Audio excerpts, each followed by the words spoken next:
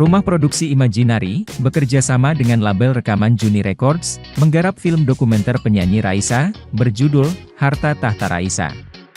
Film ini digarap oleh sutradara Soleh Solihun, dan tayang bertepatan dengan hari ulang tahun Raisa, pada 6 Juni mendatang.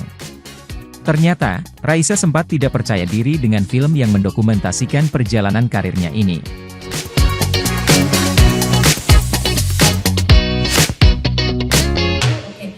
Punten ya, sebelum ke Pak Dipa, aku boleh ke Kang Soleh dulu nggak ya? Karena kayak Harta Tahta Raisa, sebuah film dokumenter karya Soleh Solihun. Ini kalau ditanya kenapa Kang Soleh, yang jawab Kang Soleh apa Pak Dipa nih? Ya karena saya jurnalis musik yang bagus lah. Widih.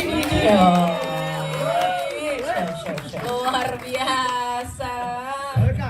Gimana Kang akhirnya end up di kamu Kang? Waktu meeting tuh Dipa bilang, si Boim mau ngajakin meeting, mau ngapain? Mau bikin dokumenter Raisa. Terus gue meeting sama Dipa tuh akhir 2022 tuh. Terus dia ngomong-ngomong gini-gini. Pada saat itu gue belum tahu Imaginary mau mengambil kerja sama ini ya. Oh, okay. Terus gue ngasih tahu sama Boim, menarik nih kalau lu mau bikin dokumenter Raisa, ada momentum konser GBK.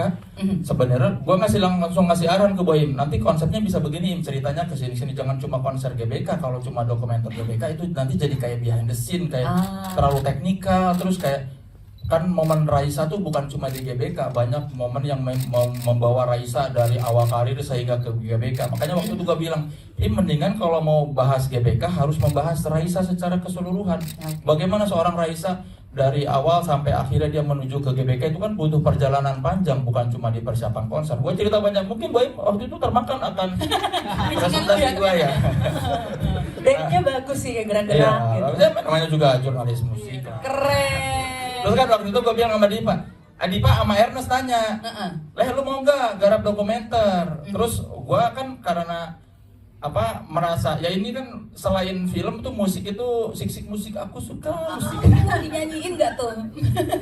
Ya dunia yang selalu gue cintai ya. Jadi ketika Dipa sama Ernest bilang ini gimana tawaran Boy, terus gue bilang ya udah kalian lah sebagai produser ngobrol dulu, kalau secara bisnis bisa masuk gue ayo gitu kan. Yang namanya orang kreatif mah bukan cuma butuh ridho Allah tapi ridho produser. Nah itu dia.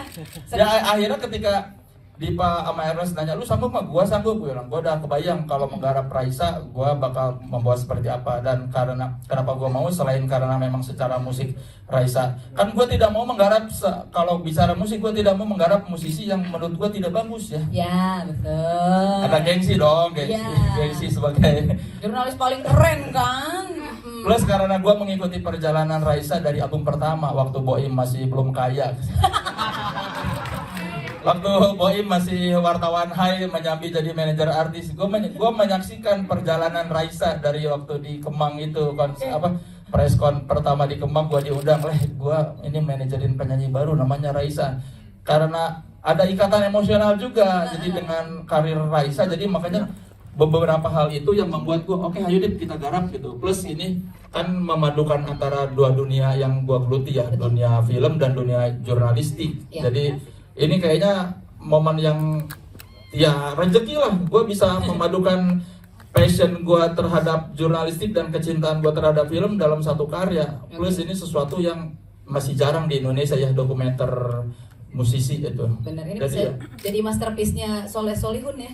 Ya, kita lihat nanti lah.